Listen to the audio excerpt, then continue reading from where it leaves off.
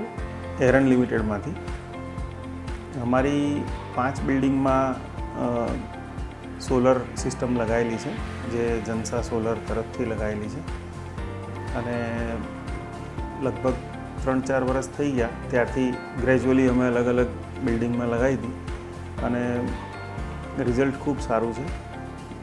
લગભગ અમારું light bill 50-70% જેવું રિડ્યુસ થઈ ગયો છે એનાથી.